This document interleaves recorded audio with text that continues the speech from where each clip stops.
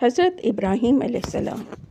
حضرت ابراہیم علیہ السلام حضرت عیسیٰ علیہ السلام سے 2000 سال پہلے پیدا ہوئے۔ آپ کے والد کا نام آزر اور والدہ کا نام امبلا تھا۔ آپ کی ولادت عراق کے شہر ادر میں ہوئی۔ آپ کی ولادت سے پہلے نجومیوں نے اس وقت کے بادشاہ نمرود سے کہا تھا، ایسا لگتا ہے کہ آپ کی حکومت کی تباہ و برباد ہونے کا وقت آ گیا ہے۔ آپ کی طرف سے اس وقت جو مذہب جاری ہے اور جن بتوں کی ہم لوگ پوجا کرتے ہیں، یہ سب ختم ہو جائے گا اور اس کی جگہ دوسرا دین آ جائے گا۔ نمرود یہ سن کر بہت پریشان ہوا۔ اس نے نجومیوں سے پوچھا، تم لوگوں نے یہ کیسے کہہ دیا کہ ہمارا دین اور حکومت سب ختم ہو جائے گی؟ نجومیوں نے جواب دیا، اسی سال اس شہر میں ابراہیم نامی ایک لڑکا پیدا ہوگا، اس کے ذریعے آپ کی حکومت اور یہ سارا نظام پاش ہو جائے گا۔ نجومیوں سے یہ بات سن کر نمرود نے پورے ملک میں یہ اعلان کر دیا، اس سال جس گھر میں بھی بچہ پیدا ہوگا اس کو قتل کر دیا جائے گا۔ آپ کی والدہ یہ سن کر پریشان ہو گئی۔ ان کے ہاں بھی بچہ پیدا ہونے والا تھا۔ پہلے تو انہوں نے اپنے شوہر سے بھی یہ بات چھپائے رکھی، لیکن پھر شوہر کو بتانا پڑا۔ اب انہوں نے بچے کی پیدائش کے لیے ایک غار تلاش کیا۔ چنانچہ حضرت ابراہیم علیہ السلام اس غار میں پیدا ہوئے۔ ولادت کے بعد آپ کے والد آپ کو وہیں چھوڑ کر گھر آ گئیں۔ دودھ پلانے کے لیے غار میں چلی جاتی اور پھر واپس آ جاتی۔ اسی غار میں آپ کی پرورش ہوتی رہی اور غار سے باہر کسی آدمی کو کانوں کان خبر نہ ہوئی۔ اسی غار میں آپ نے 5 سال گزر گئے۔ اس کے بعد آپ ایک روز غار سے باہر آئے تو آپ کی آنکھوں کے سامنے نئی نئی چیزیں آنا شروع ہوئیں۔ باپ بتاتا چلا گیا، یہ فلاں ہے، یہ فلاں چیز ہے، اس چیز کا یہ نام ہے۔ اس وقت حضرت ابراہیم علیہ السلام نے اپنی ماں سے پوچھا، اماں میرا رب پالنے والا کون ہے؟ اس پر اماں نے جواب دیا، میں ہی ہوں، کیونکہ میں ہی تمہاری پرورش کرتی ہوں۔ اس پر حضرت ابراہیم علیہ السلام نے پھر پوچھا، آپ کا رب کون ہے؟ ماں نے جواب دیا، تمہارا باپ آزر۔ اس پر آپ نے پھر سے سوال کیا، اچھا امی میرے باپ کا رب کون ہے؟ اماں نے جواب دیا، نمرود بادشاہ۔ آپ نے پوچھا، نمرود بادشاہ کا رب کون ہے؟ ماں اپنے چھوٹے سے بچے کی باتیں سن کر حیرت زدہ رہ گئی۔ آپ کے سوالات سے تنگ آ کر آپ کے منہ پر تماچا مارا اور بولی، خبردار آئندہ ایسی باتیں زبان پر نہ لانا، تجھے کیا معلوم نمرود تو سارے عراق کا مالک ہے۔ حضرت ابراہیم علیہ السلام والدہ کے اس جواب سے مطمئن نہ ہوئے اور فرمانے لگے، آپ کچھ بھی کہیں، میری عقل میں تو آپ کی باتیں نہیں آئیں۔ آخر دنیا کا نظام کس طرح چل رہا ہے؟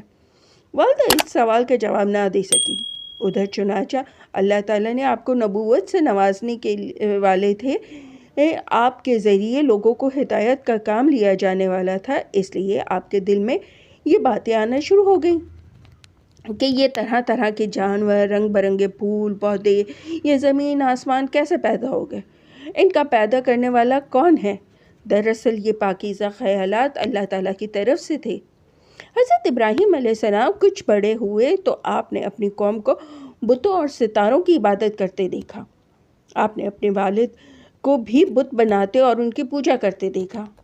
اب چونکہ اللہ تعالیٰ کی طرف سے آپ کو نبوت ملنے والی تھی، اس لیے لوگوں کی ہدایت کا کام لیا جانے والا تھا، اسی لیے اللہ تعالیٰ نے آپ پر زمین اور آسمان کے دروازے کھول دیے، آپ کو تمام چیزوں کی حقیقت سے آگاہ کر دیا، آپ کو ہر طرح کی دلیلیں سمجھا دی تاکہ آپ کی شان ان بتوں کے پجاریوں کے سامنے بلند رہے۔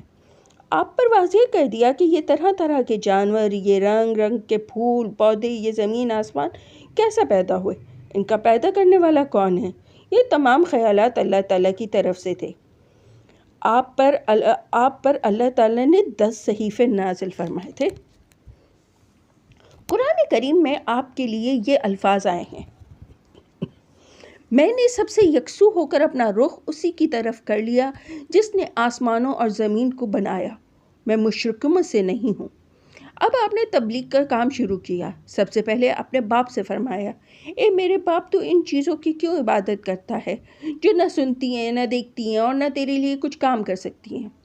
آپ نے یہ بھی فرمایا کہ اے میرے باپ، بلا شبہ مجھے وہ علم عطا ہوا ہے جو تجھے نہیں دیا گیا، سو تو میری پیروی کر، میں تجھے سیدھی راہ دکھاؤں گا۔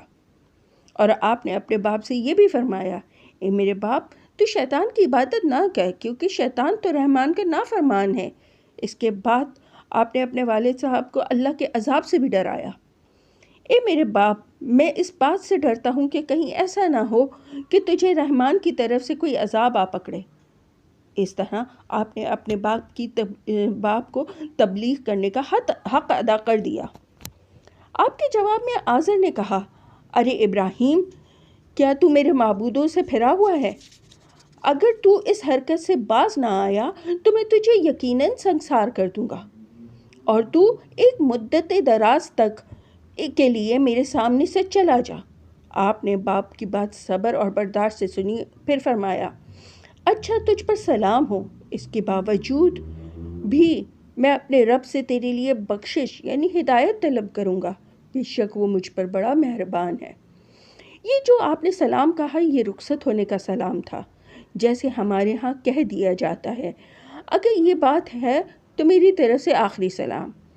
باپ نے آپ کو کس قدر سخت سست کہا، قتل کر دینے کی دھمکی دی، اس کے باوجود آپ نے باپ کا ادب اور احترام برقرار رکھا اور جواب میں کہا، صرف اتنا، میں اپنے رب سے تیرے لیے بخشش کی دعا کروں گا۔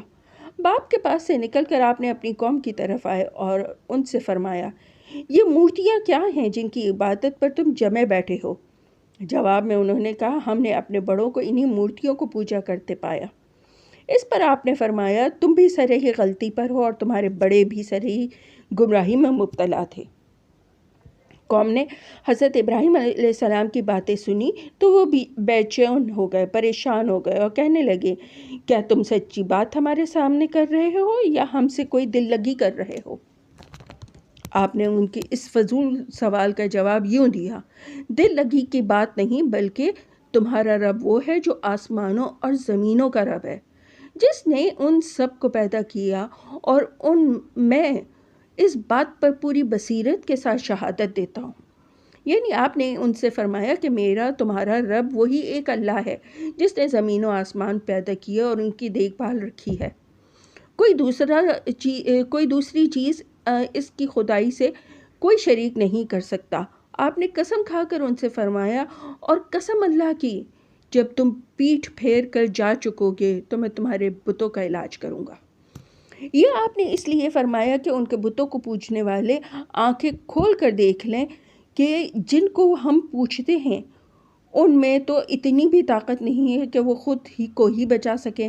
اللہ تعالیٰ نے ان بتوں کے بارے میں فرماتے ہوئے فرمایا ہے کہ اگر مکھی ان سے کچھ چھین لے تو اس مکھی سے ان کو چھڑا نہیں سکتے۔ حضرت ابراہیم علیہ السلام نے جب اپنے باپ اور قوم کے لوگوں کو بت پرستی سے روکنے کے لیے پورا زور لگا دیا اور کسی قسم کی نصیحت کا ان پر کوئی اثر نہ ہوا، تو آپ نے سوچا اب مجھے اپنی تبلیغ کا طریقہ بدل دینا چاہیے۔ دوسری طریقے سے مجھے ان کا بتانا چاہیے کہ لکڑی اور پتھر کے بتوں اور ستاروں کے بارے میں بھی جان لیں کہ وہ کچھ بھی نہیں کر سکتے۔ جب رات ہو گئی اور تاریکی چھا گئی تو حضرت ابراہیم علیہ السلام اپنی قوم کے سامنے آئے۔ آپ نے آسمان پر ایک ستارہ دیکھا تو فرمایا، یہ ستارہ میرا رب ہے۔ جلد ہی ستارہ ڈوب گیا تو آپ نے فرمایا، میں غروب ہونے والوں کو دوست نہیں سمجھتا۔ پھر جب چاند نکلا اور دمک رہا تھا تو آپ نے فرمایا، یہ میرا رب ہے۔ لیکن جب وہ بھی ڈوب گیا تو آپ نے فرمایا، اگر میرے رب نے مجھے راہ نہ دکھائی ہوتی تو میں ضرور اسی گروہ میں ہوتا اور راہ راست سے بھٹک جاتا۔ پھر صبح ہوئی اور سورج نکلا تو آپ نے فرمایا، میرا رب تو یہ ہے، یہ سب سے بڑا ہے۔ لیکن جب شام کو سورج غروب ہو گیا تو آپ نے فرمایا، اے میری قوم، تم جن چیزوں کو اللہ کا شریک ٹھہراتے ہو میں ان سے بیزار ہوں۔ میں نے ہر طرف سے منہ موڑ کر صرف اسی ہستی کی طرف اپنا رخ کر لیا ہے جو آسمان اور زمین کے بنانے والا ہے، اور جس کے حکم اور قانون پر تمام زمین اور آسمان کی مخلوقات چل رہی ہیں اور میں